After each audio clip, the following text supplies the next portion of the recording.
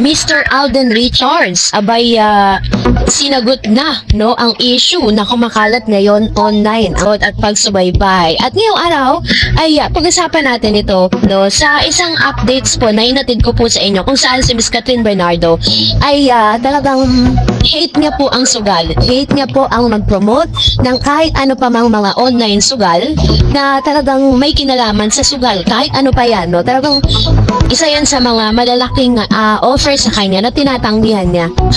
Tahasan niyang tinatanggihan. At meron din siyang isang videos na kung saan tinanong niya yung kanyang fan kung nagkasino ba to kasi nasa casino place po sila.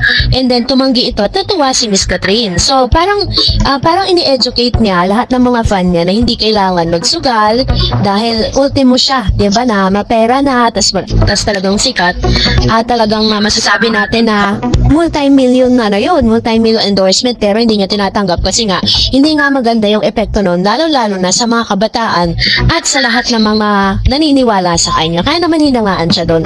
At ngayon, dahil po dun sa insidente na yon, si Mr. Alden Richards ngayon ay kine-question ng publiko. Kasi may issue na kumakalat hindi kay Alden Richards dahil sa umano'y pagiging endorser ng isang online gambling platform. Nag-viral ang mga posts mula sa fans, kilala bilang fanay, na mariing tumutol sa pagsisiwalat sa aktor bilang bahagi ng isang fandom na sinasabing sumusuporta sa naturang online sugal. Ayon sa article, mariing kinundina ng mga tagahanga ang pagsubukang i-single out si Alden sa kontrobersyang ito. So, sa Pilipinas kasi limitado at mahigpit ang regulasyon sa online gambling. Ang tanging legitimate na nagpapatakbo ay ang Philippine Amusement and Gaming Corporation o PAGCOR. Isinasaad sa ilang batas na ang unregulated platform ay illegal, nangangahulugang maaari magkaroon ng legal na hinanakit sa mga kumpanya at individual na kumikilos bilang endorser o promoter. Malawak ang epekto ng problemang sugal sa pagkakautang, breakdown sa pamilya, depression at kuminsan ay kriminal na gawi, lalo-lalo na sa mga kabataang madaling maimpluwensya ng mga celebrity endorser at maaaring maging daan ito upang maging maling desisyon. Alam natin si Mr. Alden Richards ay kilala bilang isa sa mga endorser ng online sugal na color game. At talagang yan, pinopromote niya po yan sa lahat ng kanyang platform, sa kanyang IG at near times na napapanood pa po siya, no? So, dahil dito is si Alden ay kilala bilang malinis ang image sa showbiz, kilala sa universal appeal sa iba't ibang fans. Ang pagkalahok sa controversial na endorsement gaya ng online gambling ay posibleng magdulot ng malaking pagbabago sa perception sa publiko sa kanya. So dahil dyan, syempre may mga negatibong reaction sa kanya ang mga fans. Sabi niyan, mariing pagtutol ng fanay sa pagsubok, ipahiya o i-blame si Alden para sa naturang issue. Ang fandom ay mukhang nagtatanggol sa aktor marahil dahil sa pagnanais na hindi maging kadikit ang pangalan niya sa kontrobersyal na larangan. So, ang pagtutulungan ng mga fan ay nagpapakita ng kanilang loyalty, ngunit kailangang humingi ng konsentrasyon.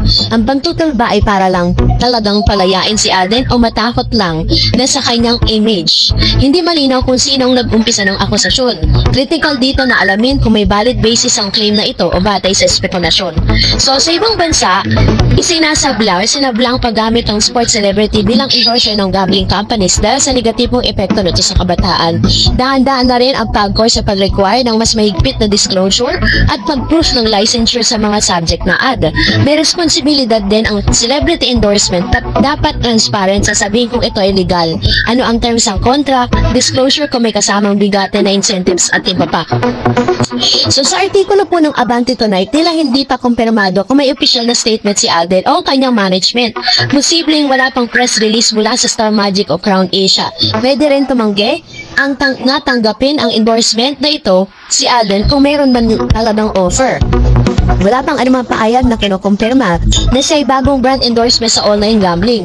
Pero parang kasi ang tinutukoy kasi ng mga fan dito, yung kanyang online sugal na ito pong color game. Kasi kinukonsider din siya as online gambling. Kaya talagang ang dami pong mga netizen at mga bashers si Alden Richards na tila baga siya po ngayon ay binabash dahil dito. So ang controversyang ito ay paalala para sa bawat artista na mas maging maingat sa pagpili ng endorsement. Tunay nga na malayo ang impluwensya ng mga sikat sa ating lipunan. Hindi lang prestige ang kapalit, kundi responsibilidad din. So, dahil po dyan, kayo po anong inyong saloobin patungkol dito, mag-comment kayo sa comment section. narito naman ang ilan sa mga comments and reaction po ninyo patungkol naman sa ating latest update. So, magbabasa tayo ng mga komento ninyo sa comment section. Unahin natin ang komento mula kay Who's This? Sabi po ni Mr. Renato Saya, nakapalo yung friend ni Kat kay Mayor, big deal na ba yun? One more thing, yung si Mr. Berwin friend lang, hindi close friend ni Kat. And he has so many celebrity following now, basihan na ba? Yun para patulan yung intriga kay Katrin. Masyadong patawa yung kwento to. Hindi dapat bigyan ng pansin. Ayan. So ito yung kanya pinaglalaban, ano? So anyways, ang pinaka-concern natin dito is maging masaya si Katrin kahit sino pa ang makatuluyan niya. Sabi ni Miss Vilma, naku Miss Celebrity, di ako naniniwala sa news na yan. Iniiwasan ni Kat si Alden. Naniwala ako sikretong relationship sa kanila. Hay, maraming nakikialam sa relasyon ng dalawa.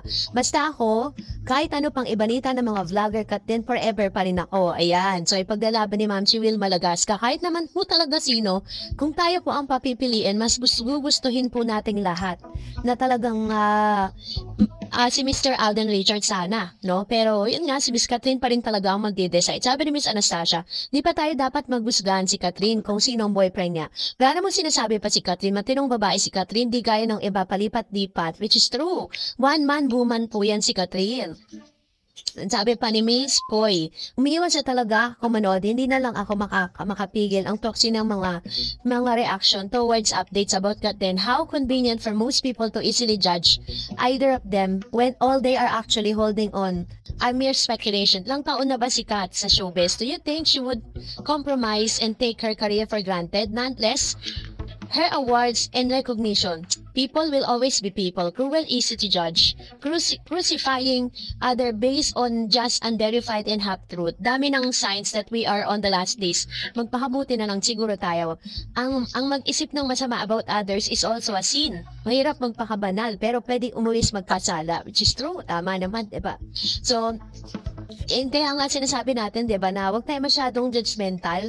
Ang dami kasing judgmental sa mundo eh. Hindi lang makita hindi lang nabanggit ni Alden dun po sa sa awards night, sinasabi na agad, meron daw hidwaan, may awayan, kahit na good friends yung dalawa, kahit na talagang pag nagkita yung dalawang dyan, alam kong maraming chikahan at maraming mga paayuda yung dalawang yan, diba? Pero yun nga, at the end of the day, it's Katrin Bernardo's call kung kanino siya sasaya at kung sino yung mapipili niya. Diba? Wala na tayong pake doon kung sino man po yung gusto niya talaga, dahil buhay niya naman yan eh. At kung talagang totoong supporters buhay ni Katrin, kahit sino pa ang mapili niya at kahit sino pa ang tao nagpapasaya sa kanya ngayon, susuportahan niyo pa rin siya. Diba? Kaya bilib ako sa mga supporters na talagang very supportive kay Katrin Bernardo kahit ano pang mga balitang lumalabas. Diba? Na hindi mo kailangan i-judge at siraan siya, no?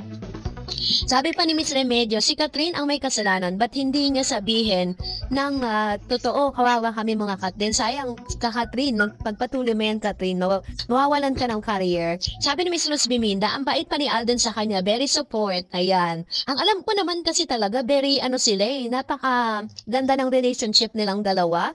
And talagang masasabi mo na nandun sila sa punto ng buhay nila na naging maganda yung relationship nila bilang magkaibigan. 'Di ba? Baka sila magkatuluyan, kasi magkamukha talaga sila ni Katrin. Kaya sure na silang dalawa nagkakatuluyan. At ang ramdam ko si Alden ay si Barbie na Portesa naman na magkakatuluyan dahil medyo may similarity silang dalawa. Oy, grabe ha. Si Barbie Portesa po at si Mr. Alden Richards parang magkuya lang, 'di ba? Layo po ng laro nila pero magkaibigan talaga sila skin at magkalapit po sila ng place kaya talaga namamataan na minsan magkasama silang nagja-jogging. Sabi ni Dong Tats, napakasayang mo Katrin, nasa tuktok ka ng bundok pero dahil lang sa isang mayor nasira ang credibility mo, one of the darlings sa mga press soon career mo dahil nagpapakontrol ka naman sa isang lalaki. Sayang din ang pinaghirapan mo. Kung saan ka ngayon? Anong klaseng boyfriend yan si Mayor? Di ka man walang suportado sa mga achievements mo at pinagbabawalan ka pa talaga in one room with Alden instead na suportahan ka ni Mayor. Hinihila ka niya pababa, tusad at nagpakalok ka naman sa isang lalaki. Ayan. So, gabi naman si Dong Tats, ano? So anyways, opinion niya ni Dong, that's it. So ano natin, let's respect one another's opinion. And hindi naman po siguro, kung meron man pong decision si Miss Catherine Bernardo na magpapasaya sa kanya, I think hindi naman po katangahan yun, diba? Kasi syempre, choose what makes you happy. And then sabi ni Mr. Nico, our suggestion, wag na po isali si Alden kay Catherine. God is watching. Sa time ba, grabe ang bashing kay Alden. Kung tuwing may kasama siyang babae, walang paramdam na concern si Catherine. Kontro itong si Mayor, ginawa niyang shield si Alden sa opinion lang.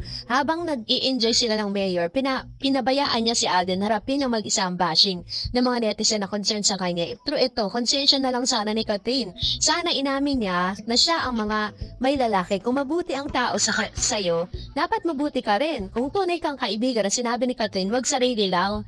Nakakawalang respeto. That's why we vouch for Alden. Uulitin lang. Ulitin lang. God is watching. Ayan. Salamat, Ma'am Shi, sa inyong mga opinion. So, that's it for today. For more videos and updates, please don't forget to like and subscribe. And please don't forget to follow my Facebook page, Dar Eds TV. God bless everyone.